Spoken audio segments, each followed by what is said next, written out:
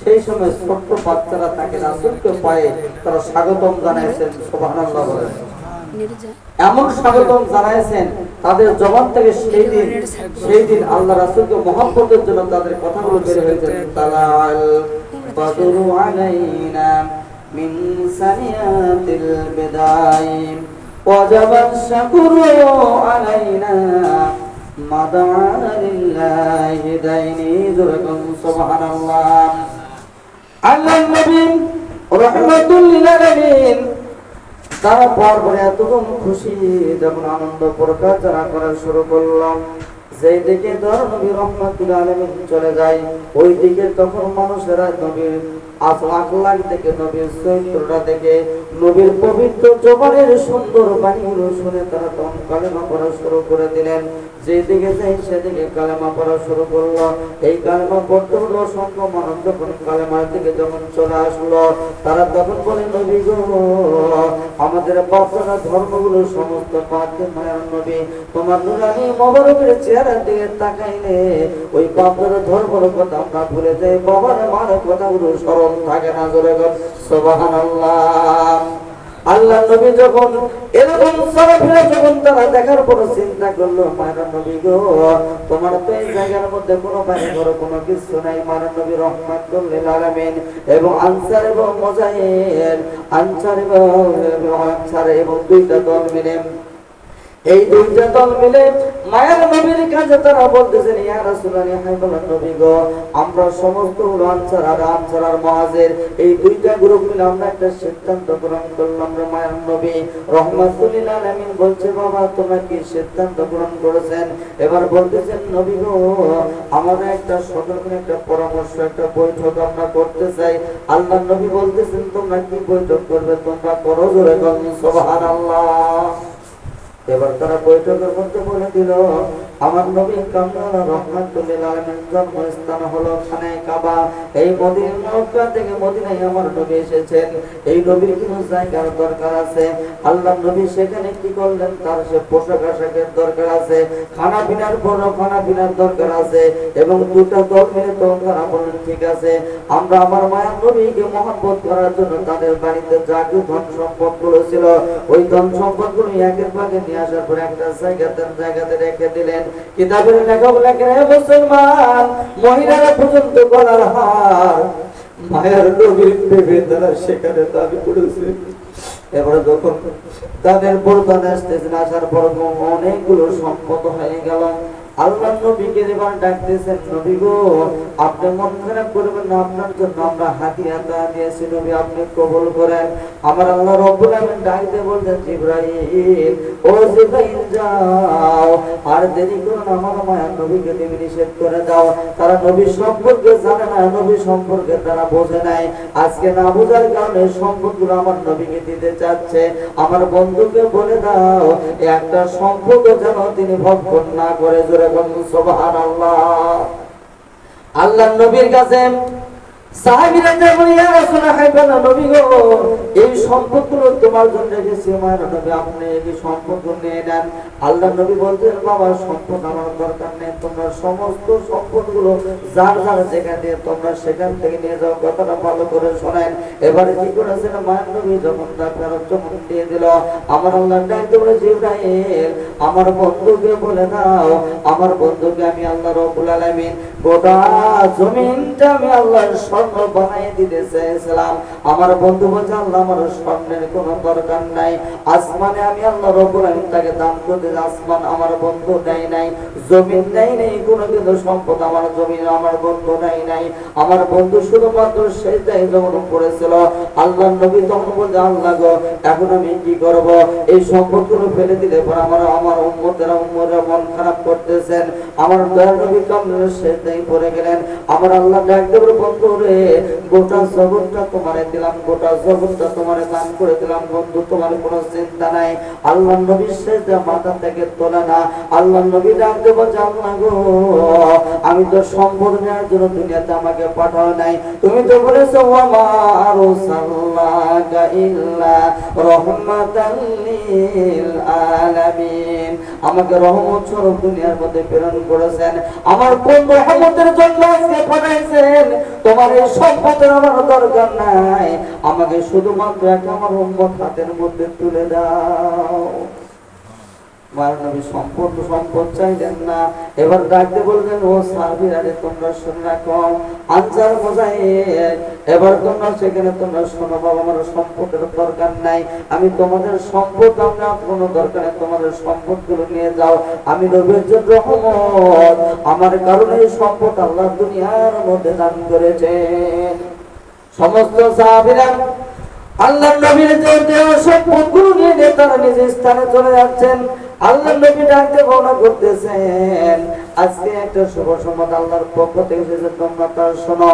এবার মায়ার নবী রাহমাতুল্লাহ আলাইহি ডাকতে বর্ণনা করেছেন, সাহাবীরা রে, আমার আল্লাহ রব্বুল আলামিনের কাছে যখন আমি চেয়েছিলাম, আল্লাহ আমার গুনাহগারী উম্মতগুলো আমার হাতের মধ্যে তুলে দাও, সেই দিন আমার আল্লাহ বলেছেন, বন্ধুরে, কিছু দিতে হলে কিছু দিতে হয়, যেরকম সুবহানাল্লাহ। আল্লাহ নবী ডাকতে বলছেন, আল্লাহ কি আমি সেখানে দিব? আমার আল্লাহ রব্বুল আলামিন মায়ের নবীকে ছেলে সন্তান দান করেছেন, যেরকম সুবহানাল্লাহ। এই ছেলে সন্তানগুলো যখন আল্লাহ নবীর কাছে একের ভাগে বিদায় করে নিলেন, নেওয়ার পর যখন আল্লাহর নবীর কাছে যখন জিবরাইল এসে বলছেন, নবী গো, আল্লাহর বাণী হলে কিছু নিতে হবে, কিছুটা দিতে হবে, এখন আপনি কি দিবেন? আল্লাহর নবী তখন চিন্তা করে, হায় রে, কাকে দিব? মা ফাতেমাকে যদি আমি দিই, সেখানে ফাতেমাকে দিলে গোটা জগৎটা অন্ধকার হয়ে যাবে। মাওলা আলীকে যদি দান করে দেই, তাহলে আলীর মাধ্যমে দুনিয়ার মধ্যে থেকে কিয়ামত পর্যন্ত আল্লাহর ওলি আসবে, যেরকম সুবহানাল্লাহ। হযরত আলীকেও বাদ দিয়ে দিলেন, মা ফাতেমাকে বাদ দিয়ে দিলেন, ইমাম হাসান আর হুসাইনকে আল্লাহর নবী বেছে নিলেন। ইমাম হোসেন রাদিয়াল্লাহু হাসান রাদিয়াল্লাহু দুই ভাইকে বেছে নিলেন। নেওয়ার পর বলতেছেন, আল্লাহ গো, আমার এই দুইটা নাতিকে আমি আমার উম্মতের জন্য কুরবান করে দিব, যেরকম সুবহানাল্লাহ। এটা প্রেম কেন আল্লাহর সাথে তো নবী খেলতেছেন। ইমাম হোসেন আর হোসেন রাদিয়াল্লাহুর ব্যাপারে কবুল হয়ে গেলেন। ইমাম হোসেন রাদিয়াল্লাহুর ব্যাপারে যখন কবুল হয়ে গেছেন, কবুল হওয়ার পর আল্লাহর নবী সিজদা থেকে মাথা কানা তোলানোর পর চোখের পানি ছেড়ে আল্লাহর নবী কাঁদতেছেন। ইমাম হোসেন রাদিয়াল্লাহু তখন সুন্দর করে যায় বুকের মধ্যে করে এরকম ভাবে ধরে কিতাবের লেখক লাগে গলাটা চেপে ধরে মায়ার নবী রাহমাতুল্লিল আলামিনের চক্ষু মোবারকের পানিগুলো মুছে দিচ্ছেন, যেরকম সুবহানাল্লাহ। আল্লাহর নবী তখন ডাকতে বলে, হোসেন, ও হোসেন, আজকে আমার রাহমাতুল আলামিনের চোখের পানি তুমি মুছে দিচ্ছ রে হোসেন। এমন একটা দিন চলে আসবে রে হোসেন, যেই পানি আজকে মুছে দিচ্ছে, এই পানিটা তোমার সম্মুখে পানি পর্যন্ত পাবে না। এই পানিটা তোমার জন্য নিষেধ করা হয়ে গেছে রে হোসেন, এই পানিটা তুমি ভক্ষণ করতে পারবে না। এমন একটা সময় আসবে রে হোসেন, আজকে তোমার নানা রাহমাতুল আলামিন গোটা জগৎ আল্লাহ বানাইছেন, গোটা জগৎ আল্লাহ নবীর জন্য বানাইছেন। আর যেই নবীর খাতিরে আজকে এই तमाम জগৎ আল্লাহ বানাইছেন হোসেন, আজকে তুমি চোখের পানি মুছে দিতেছ, এই পানি একদিন হোসেন তোমার নসিব হবে না। পানির জায়গায় পানি থাকবে না হোসেন, একটা ফোঁটা পানি পর্যন্ত তুমি ভক্ষণ করতে পারবে না হোসেন। ওই দিনের কথা তুমি স্মরণ করো, সেই দিনের কথা স্মরণ করলে পরে তোমার দুনিয়ার মধ্যে পৃথিবীর কোন সন্তান যদি বিপদে পড়ে সর্বপ্রথম মা বলে ডাক দেয়, ও হোসেন রে, সেই দিন মা বলে তুমি ডাক দিও না, সেই দিন তুমি বাবা বলে ডাক দিও না রে, সেই দিন তুমি নানা নানা বলে চিন্তা ডাক দিবা, তোমার কলিজা খানা ঠান্ডা হবে, জোরে বলুন সুবহানাল্লাহ। ইমাম হোসেন প্রশ্ন করে, নানা গো, ওটা কোন দিন চলে আসবে? আল্লাহ নবী ডাকতে বলে, হোসেন রে, সেই দিনটাই হলো কারবালার জমিন। এবার হোসেন ডাকতে বলে, নানা গো, কোন কারবালায়, কোন কারবালায় আমার শহীদ হয়ে যাবো রে নানা, ওই কারবালার ঘটনাটা একটু বলে দেন। আল্লাহ নবী ভবিষ্যৎবাণী বলতেছেন, হোসেন রে, ওই কারবালা এমন একটা জমিন হয়ে যাবে হোসেন, যে জমিনটা এত পাক, ওই পাক জায়গার মধ্যে তোমার শহীদের তামান্না পান করবে হোসেন। তুমি যখন সেই সময়টা চলে আসবে 8 তারিখে সেখানে তুমি চলে যাবা। ওই কারবালা জমি ইতিহাস অনেক লম্বা, সংক্ষেপ করলাম, আসল কথাটা তুই একটা কথা বলি। ইমাম হোসেন রাদিয়াল্লাহু আনহু বলতেছেন, নানা গো সেই সময়ের ভবিষ্যৎবাণীগুলো বলে দাও। এবার হোসেনকে ডাকলেন, হোসেন রে, যে সময়টা তোমার 8 তারিখে 8 তারিখে মুহররম যখন চলে আসবে, তখন যে হোসেন তোমার মনটা বারবার ওই কারবালার জমিনের দিকে ছুটবে। ইমাম হোসেন বলেছিলেন, নানা গো কেন সেখানে ছুটবে রে নানা? আল্লাহর নবী ডাকলেন, হোসেন রে, ও হোসেন, ওই কারবালার জন্য তুমি শহীদ হবে রে হোসেন। তুমি সাধারণত হোসেন নয়, তোমার একটা ফোঁটার বিনিময়ে আমার গুনাহের 3 লক্ষ লক্ষ ইতিম উম্মতের নাজাতের ওসিলা হবে রে হোসেন। তুমি তো সাধারণত তুমি হোসেন নয়। এবার হোসেন রাদিয়াল্লাহু বলছেন, না না, আর কি ঘটনাটা ঘটবে? এবার ডাক দেব, হোসেন রে, ওই সময়ের মধ্যে তোমার এমন একটা পরীক্ষা চলে আসবে হোসেন, যেমন আজকে আল্লাহর নবী তোমাকে আজকে নিজ হাতে তোমাকে কুরবানির জন্য দরখাস্ত আল্লাহর পক্ষ থেকে যে হোসেন দান করে দিলাম, ওই দিন যে হোসেন তোমার সম্মুখে এত পরীক্ষা চলে আসবে হোসেন, আমি তোমাকে সেই জন্য দোয়া করছি, হোসেন সবরান জোরে বলুন সুবহানাল্লাহ। আল্লাহর কাছে সেজদায় পড়ে দোয়া নবী কাঁদতেছেন, আল্লাহ গো আমার হোসেনকে তুমি ধৈর্য ধরার তৌফিক দান, ধৈর্য ধরার তৌফিক তুমি দান করো।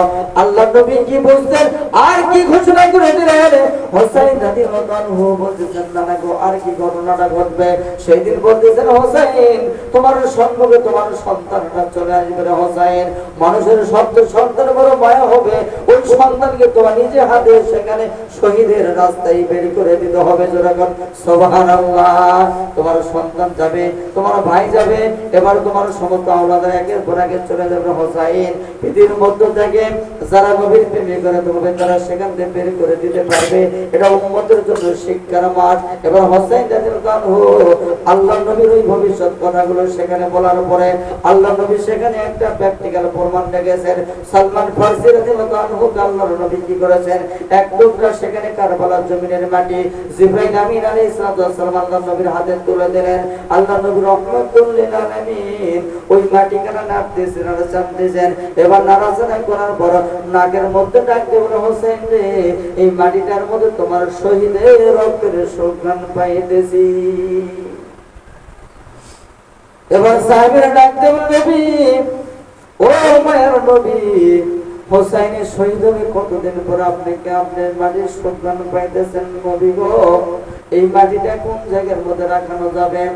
হযরত সুলাইমান রাদিয়াল্লাহু আনহু হযরত সালমান ফারসি রাদিয়াল্লাহু আনহুকে বলতেছেন, সালমান রে, কিতাবের লেখক লেখেন একটা কাছের সুন্দর একটা পাত্রের মধ্যে আল্লাহর নবী ওই মাটিটা রাখলেন।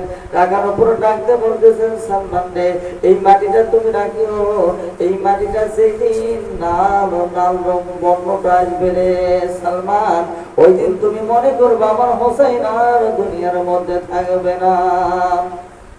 আল্লাহ নবী ভবিষ্যৎ অসংখ্য বাণী, এই বাণীগুলো বলার পর কিছু হকিকতের কিছু বাণী আল্লাহ নবী গোপন করে রাখলেন।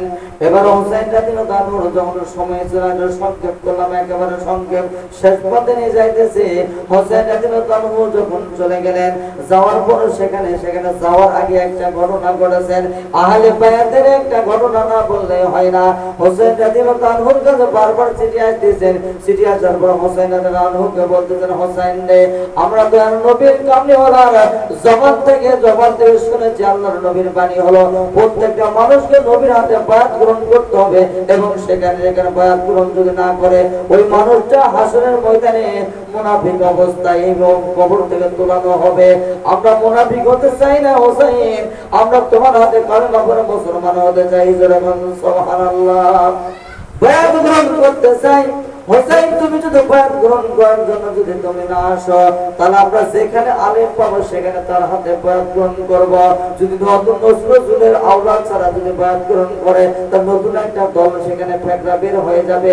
হোসেন রাদিয়াল্লাহু আনহু যখন চিঠিগুলো পড়তেছেন আর চোখ ভাবে পানিগুলো পড়তেছেন, এখন আমাদের যাইতে হবে। ডাকতে বলো, হোসেন রে, যদি আমাদের বায়াত গ্রহণ করে না নাও, কাল কিয়ামতের মুসিবতের দিন আল্লাহ নবীর দরবারে হোসেন তোমার বিরুদ্ধে আল্লাহ নবীর দরবারে মামলা দায়ের করব। হোসেন রাদিয়াল্লাহু আনহু কি করবে, তখন তিনি একটা সফরের সঙ্গে বাঁধায় নিলেন। এবার নেওয়ার পর আসতেছেন, আসার পর 8 যখন মহরম, এই 8 তারিখে তখন থেকে উনি যাইবে এক রাস্তায় যাইতেছেন সরাসরি কারবালার জমিনের দিকে। সংযোগ করলাম ওই কারবালার ঘটনার দিকে চলে যাচ্ছেন। যার পর সেখানে যায় দেখে শুকনো জায়গার মধ্যে ঘোড়ার পা মোবারকগুলো ডাবে ডাবে যাচ্ছেন। আল্লাহ নবী বলেছিল হোসেন রে, সেই দিন শুকনো জায়গার মধ্যে তোমার সেখানে ঘোড়ার পা গুলো ডাবে যাবে, শুকনো গাছ থেকে রক্ত বের হবে, আর ওই রক্তটাতে জবান আমার আল্লাহ খুলে দিবেন। আর এই রক্ততে বলবে হাই হোসাইন, হাই হোসাইন নামে সেখানে ধ্বনিগুলো তোমার কানের মধ্যে আসবে হোসাইন।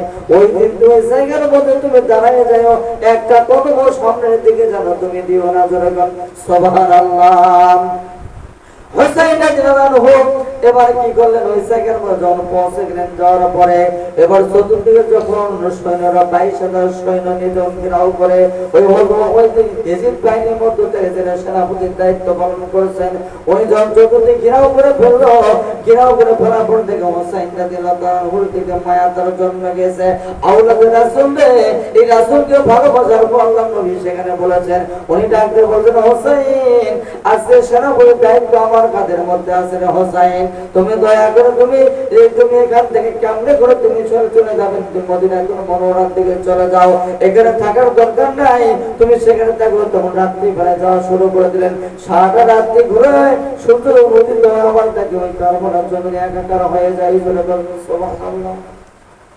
এবার 10 চলে গেল, 9 তারিখ চলে গেল, 10 তারিখে বলে হোসেন আর পারছি না, এখন আমাদের দায়িত্বটা পালন করতে হবে।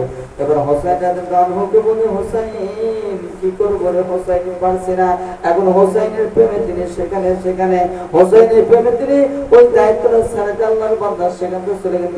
দ্বিতীয় দায়িত্ব পালন করতে ওদিকে যাচ্ছে না।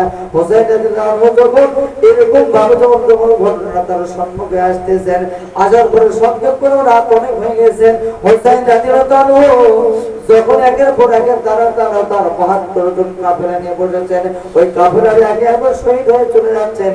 যার পর শেষ সীমান্ত হোসেন রাদিয়াল্লাহু আনহু, হোসেন রাদিয়াল্লাহু আনহু যখন যুদ্ধের পোশাকখানা পরা, অনেক লম্বা ঘটনা বাবা, একটু ক্লিয়ার করতে পারতেছে না, করি আমার বার করছে হোসেন, কারবালা ঘটনা বলতে পারি না, মনে অত্যন্ত বিরোধ বেদনা নিয়ে তাও দুই একটা কথা শোনায় যে হোসেন রাদিয়াল্লাহু আনহু এবার কি করেন, যুদ্ধের পোশাকখানা যখন পরে ফেললো বাবা, যুদ্ধের পোশাকখানা যখন পরে, পোশাক পরার পরে জমিনটা তখন থরথর করে কম্পন সৃষ্টি হয়ে যায়।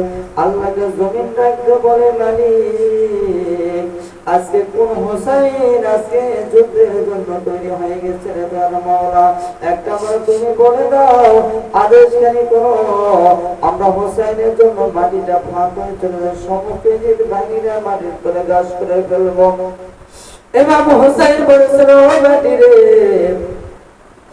যদি তোমরা আজকে কাজ করে ফেলো, আমার রহমতের নবী সেই নবী তার নবী রহমাতুল আলামিন আমারে বলেছিলেন হোসেনের শহীদ হয়ে যাব। আজকে তোমরা যদি তেজিদ বাহিনীকে ধ্বংস করে ফেলো, আমার এই মুখখানা আমার দয়াল নবী কামলিওয়ালার সর্বকে কামলি করে দেখা করে দেবে। তোমরা হোসেনের জন্য তোমরা কাঁদতেছো, আমার আল্লাহ কি দেখতেছে না? সুবহানাল্লাহ। এবার আসমান থেকে যখন একেবারে অসংখ্য ফেরেশতারা দুনিয়ার মধ্যে ফিরে আসতেছে, সকলের সাহায্যের জন্য বলে হোসেন বলে সাহায্যের আমার দরকার, আমার নানা যা বলেছেন, আমার নানা রহমতুল আলামিন ওই নানা যা কিছু বলেছেন, নানার জন্য আমার জীবনটা কোরবান হয়ে গেছে। তোমরা যাতে চেষ্টা করো না করো, আমি তোমাদের সাহায্যের জন্য নিব না, আমি আমার নানার উম্মতের জন্য কোরবান হয়ে যাব। হোসেন রাদিয়াল্লাহু আনহু তখন যুদ্ধের পোশাকখানা যখন বসেছিল, ওই হোসেনের বিবি পর্দার থেকে তখন তারপর ঘর থেকে বের হয়ে চলে আসলো। হোসেন রাদিয়াল্লাহু আনহু ডাকতে বলতেছেন সায়রাদের ভিতরের দিকে প্রবেশ করে এখানে বাইরে আসো না। ডাকতে বলেন স্বামী রে, আজকের এই যুদ্ধের পোশাকখানা তুমি পরেছো, যদি আজকে তোমার মা কাতরে ফাতেমা জোহরা দুনিয়ার মধ্যে থাকতো, এই সুন্দর পোশাক ব্যবসায় তোমার সুন্দর করে পরাইয়ে দিত, এই ঘোড়ার যত সুন্দর করে সাধারণ দরকারে সেটা তোমার দিত। আজকে তোমার বাবা যদি মহলা আলী দুনিয়ায় থাকতো, হুসাইনের তোমাকে সুন্দর করে এই পোশাক কেন পরাই দিত, তোমার কাছে প্রকাশ করে দিত। তোমার বাবার নাম আসাদুল্লাহ বিন আল্লাহ দুনিয়াতে তাকে সিংহ করে দুনিয়ার মধ্যে প্রেরণ করেছেন। হোসেন তুমি আমাদের মানে নিষেধ করো না। এবার বলতেছেন হোসেন যদি আজকে তোমার নাম রহমাতুল আলামিন দুনিয়ার মধ্যে যদি জাহিরে থাকতো রে, যদি দেখতো তোমার নামে কত সুন্দর, তোমার শৈল মোবারক কত বড় সুমাইতেছেন, তোমার বুকের মধ্যে কত তারা সিনা লেগেছে, আজকে তোমার নবী ভাইয়ের নবী তোমাকে সুন্দর করে সাজাইয়া যুদ্ধের ময়দানে পাঠিয়ে দিতেন। জোরে বলুন সুবহানাল্লাহ। আমি তোমার বিবি এই পর্দার ভিতরে থাকার পরে যদি আজকে তোমাকে ঘোড়াটা সাজায় না দিই, কাল কিয়ামতের মুসিবতের দিন, যেই দিন আমার নবীর কাছে কেমনে করে মুখ দেখাবো, আমার নবীর সেই দিন বলে তুমি কি সেই জায়গার মধ্যে ছেড়ে দাও, আমার হুসাইন তো তুমি জানো যুদ্ধে শহীদ হয়ে যাবে, তুমি কি তাকে একটু সহযোগ করতে পারো নাই? হুসাইন তুমি আমার নিষেধ করো না, তোমাকে প্রাণ ভরে তোমার চেহারা একটা ভরে দেখি, তোমার চেহারা থেকে তাকাইলে ভাইয়ের নবীর চেহারার সাথে তোমার চেহারা মিল আছে। সুবহানাল্লাহ। ইমাম হোসেন যখন যুদ্ধের ময়দান থেকে বের হয়ে চলে যাচ্ছেন, ইমাম হোসেন চলে যায়। আর সেই দিন জয়নাল আবেদিনকে বলেছিল, জয়নাল যে তুমি অসুস্থ, তুমি অবস্থায় তুমি সর্বপ্রথম এই কারবালার জমিতে ফিরে যায়, কোথাও যাবে না, আমার মায়ার নবী কামলি হলোর দরবারে চলে যাবে।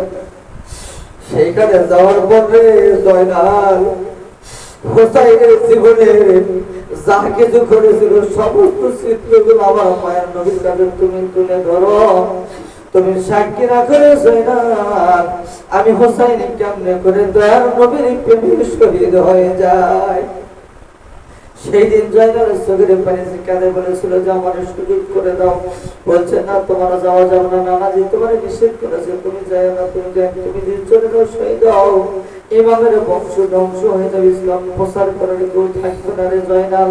এবার জয়নালকে অসুস্থ অবস্থায় তার কানে কানে এলবে মারেফতের শিক্ষাগুলো সমস্ত গুলো তার কানে কানে সেখানে বলে গেলেন। আর বলছেন যে তুমি সুস্থ হওয়ার পর আমার নানা রহমতুল আলামিনের এই ইসলামের যে সিরাতের রাস্তাটা তুমি মজবুত করে তুমি ধরবা, জোরে বলুন সুবহানাল্লাহ। ইমাম হোসেনের রাদিয়াল্লাহু যখন একের পর কিতাবের লেখক লাগেন, চতুর্দিক থেকে যখন ঘেরাও করে অসংখ্য বাহিনীকে তিনি জাহান্নামে পাঠিয়ে দিলেন। সংক্ষেপ করছে বাবা এক লম্বা ঘটনা। হোসাইন রাদিয়াল্লাহু যখন 34 আশাগুলো শুরু করলো, কিতাবের লেখক লেখে 79 এটা তিনি ইমাম হোসেনের শরীরের মধ্যে আঘাত করেন। 32টা বর্গমের আঘাত আর 22 মতান্তরে 23টা তরফের আঘাত ইমাম হোসেনের শরীরের মধ্যে যখন আঘাত লাগে, ইমাম হোসেনের দাদু আঘাত খাওয়ার পর একবার ঘোড়াটা যখন পিঠের মধ্যে হাত দেয়, আবার জমিনে যখন লুটিয়ে পড়ে, তিনবার পড়ার পর ইমাম হোসেন যখন শরীর অসুস্থ হয়ে গেল। একেবারে সংক্ষেপ করছি বাবা, আর লম্বা করি না। ইমাম হোসেন জমিনের মধ্যে যখন লুটিয়ে পড়লো, ওই সময় তখন সীমান আসে তার বুকের মধ্যে যখন বসেছিল। ইমাম হোসেন রাদিয়াল্লাহু বলেছেন, সীমান রে, ও সীমান, তোমার বুকের কাপড়টা একটু সরায় দাও। বুকের কাপড়টা সরায় দেয়, দেখে ডোরাকাটার একটা দাগ দেখা যায়। আল্লাহ নবীর বাণী সেই দিন ছিল রে, ওই ডোরাকাটার দাগটা যার মধ্যে থাকবে ওটাই হলো সীমান, তোমাকে শহীদের তামান্না পান করাবে। ইমাম হোসেন যখন শিওর হয়ে গেলেন এটাই হলো সেই আল্লাহ নবীর বাণী, আজকে প্র্যাকটিক্যাল জমিনে প্রমাণ হয়ে যাচ্ছে। ইমাম হোসেন রাদিয়াল্লাহু ডাকতে বলতেছেন, সীমান রে, আমার নানা জীবন হয়েছে, আমি এখন শহীদ হবো, তুমি আমাকে শহীদ করবা, কিন্তু একটা আমার অনুরোধ জানাবো, আমাকে এই মুহূর্তের জন্য তুমি সেখানে একটু 2 রাকাত নফল নামাজ পড়া আদায়ের জন্য অনুমতি চাইতে তুমি আমাকে সুযোগ করে দাও। সীমার চিন্তা করে শরীরটা বড় ক্লান্ত হয়ে গেছে, এখন নামাজ পড়লেও কোনো আর সমস্যা হবে না। এবার সীমার থেকে আদেশ যখন করে, ইমাম হোসেন রাদিয়াল্লাহু যখন নামাজের মধ্যে যখন যখন নামাজ আদায় করছেন, কিতাবের লেখক লেখে বাবা, যুদ্ধের জমিনে যখন তারা যুদ্ধ করার জন্য ছিল সৈনিকের জন্য আমার আল্লাহ রব্বুল আলামিন নামাজটাকে নিষেধ করে দিয়েছেন। যেরকম সুবহানাল্লাহ, নামাজ তার উপর আইন নয়। এবার যুদ্ধ শেষ হওয়ার পর তাদের সেখানে আদায় করবেন। কিন্তু দ্বিতীয় নম্বর পয়েন্ট, ইমাম হোসেন তিনি সফর হালতে ছিল, কালেমার দাওয়াত দেওয়ার জন্য তিনি বের হয়ে চলে যাচ্ছেন, যুদ্ধ করার জন্য বের হয় নাই, মুসলমান বানানোর জন্য, আহলে বায়াতের হুকুম পালন করার জন্য, এই বায়াতটাকে তিনি ঠিক রাখার জন্য ইমাম হোসেন সফর বের হয়ে যাচ্ছেন। সফরে যারা সঙ্গী হয়ে যায় তাদের জন্য নামাজ আমার আল্লাহ রাব্বুল আলামিন হাফ করে দিয়েছেন। যেরকম সুবহানাল্লাহ, প্রথম নম্বর সফরের সঙ্গী, দ্বিতীয় নম্বর ইমাম হোসেন রাদিয়াল্লাহু তিনি যুদ্ধের জন্য যুদ্ধের ময়দানে রেডি হয়ে গেছেন। দুইটা কারণে সেখানে তিনি নামাজ তার জন্য ছিল না। এই জন্য ইমাম হোসেন রাদিয়াল্লাহু যখন নামাজের মধ্যে রত হয়ে গেছেন, ইজিপ্ট বাহিনীরা চিন্তা করলো এই সময়ের মধ্যে নামাজ তার জন্য নাই, কিন্তু তিনি নামাজের মধ্যে কেন দাঁড়ায় গেলেন? অবশ্যই হোসেনের এই নামাজের মধ্যে ইলমে মারিফতের কোনো সন্ধান আছে। যেরকম সুবহানাল্লাহ, ইমাম হোসেন রাদিয়াল্লাহু তখন করলেন কি, নামাজের মধ্যে তিনি যখন চলে গেলেন, প্রথম নম্বরের সিজদাখানা যখন জমিনের মধ্যে দেয়, ওই সিজদার মধ্যে দোয়ার নবী কামলিওয়ালার সাথে ডাইরেক্ট কথা বলছেন। যেরকম সুবহানাল্লাহ, মারিফতের মাস, এই মাসটি কি মাস? ইলমে মারিফতের মাস। ইমাম হোসেন রাদিয়াল্লাহু সিজদায় যায় বায়ার নবীর সাথে তিনি কথা বলছেন, আল্লাহু আকবার বলে। দ্বিতীয়বার সিজদাখানা যখন তুললেন, দ্বিতীয় সিজদায় যখন চলে গেলেন, ওই দ্বিতীয় সিজদায় যাওয়ার পর বাবারে মা ফাতেমা রাদিয়াল্লাহু আনহার সাথে তিনি কথা বলছেন। কি কথা বলছেন বাবা? এই সমাজের জন্য ইলমে মারিফতের কথাগুলো প্রকাশ করতে পারছি না। এবার ইমাম হোসেন সুন্দর করে মা ফাতেমার সাথে তিনি কথাবার্তা বলছেন। এবারে এক রাকাত শেষ হয়ে গেল, দ্বিতীয় রাকাতের মধ্যে যখন সিজদায় তখন চলে যায়, এবার তারা চিন্তা করলো ইমাম হোসেন চারটা সিজদা জমিনের মধ্যে দিতে পারে, গোটা জগৎ তার আয়াতের মধ্যে চলে আসবে। আমরা এই দিন বাহিনী তার সাথে পারবো না, আমরা এই কারবালা জমিতে হেরে চলে যাব। ইমাম হোসেন চারটা সিজদা দেওয়ার আগে তাকে শহীদ করে ফেলতে হবে। কি টার্গেট তারা নিয়েছে? এবার কি করলেন? তৃতীয় সিজদা যখন চলে গেলেন, যাওয়ার পর আমার আল্লাহ, রাসূল, মা ফাতেমা, এবার মাওলা আলী সকলের সাথে একের পর এক তিনি যখন আলোচনার জন্য সবাইকে কথাগুলো বলতেছেন, তৃতীয় সিজদা তোলার পরে সঙ্গে সঙ্গে বৃষ্টির পানির বদলে চোখে তীরগুলো নিক্ষেপ করা শুরু করে দিল। একটা তীর যখন ইমাম হোসেনের কপালের মধ্যে যখন লাগে, ফিটকি দিয়ে যখন রক্তটা বের হয়ে যায়, হোসেন তখন রহমতুল্লাহ আলামিন নানা বলে একটা ডাক দিয়ে যায়। আর ওই ডাকের মধ্যে বলেছিল, ইজিপ্ট বাহিনী রে, আমার শরীরের মধ্যে শত শত তীর নিক্ষেপ করে হোসেনের কোনো কষ্ট হয় নাই, কিন্তু এমন একটা তীর আঘাত করে চলে যে তীরটা আমার কপালের মধ্যে লেগেছে। এই কপাল দিয়ে আমার নাম রহমতুল্লাহ আলামিন কদম মোবারক কতবার সিজদা দিয়েছি। যেরকম সুবহানাল্লাহ, এই কপাল দিয়ে আমার মাওলাকে রাজি খুশি করেছিলেন, সেই কপালটা তুমি সিজদা করে ফেললে। ইমাম হোসেন রাদিয়াল্লাহু আনহু সহ্য করতে পারে না, জমিনের মধ্যে লুটিয়ে পড়লো। সীমার থেকে বুকের মধ্যে চাপায়ে যখন ইমাম হোসেন চেষ্টা করছেন সংক্ষেপ করলাম আর ছেড়ে দেই, ইমাম হোসেনকে বারবার চেষ্টা করার পর পারতেন। ইমাম হোসেন বলছে, আমি জানি শহীদ করবারে, শহীদি করবা তুমি। এদিক থেকে পাকা, পিছন দিক থেকে অস্ত্রটা ছাড়া, অস্ত্র ছাড়া সারা কল্যাণা দেহ থেকে আলাদা হয়ে চলে গেল। ইমাম হোসেন কি শিক্ষা দিল? জীবনের শেষ মুহূর্ত নামাজের মধ্যে রত ছিল। সুবহানাল্লাহ, ডাক দিয়ে বলতেছেন, মুসলমানদের আহলে বায়াতের যারা সদস্য যারা হবে, আহলে বায়াতের যারা সদস্য হবে, যারা আহলে বায়াতকে যারা ভালোবাসবে, ইমাম হোসেনকে যারা ভালোবাসবে, ইমাম হোসেনকে যারা ভালোবাসবে, নবী মুহাম্মদ রাসূলুল্লাহকে যারা সেখানে ভালোবাসবে, এই ভালোবাসার মানুষগুলো জীবন যখন যাবে তখন সে আমার নবী নবী বলে তারা চিৎকার করবে। যেরকম সুবহানাল্লাহ, নবী আমার জান, নবী আমার প্রাণ, দু জাহানের বাদশা নবী, নবী কামলিওয়ালা। যেরকম সুবহানাল্লাহ,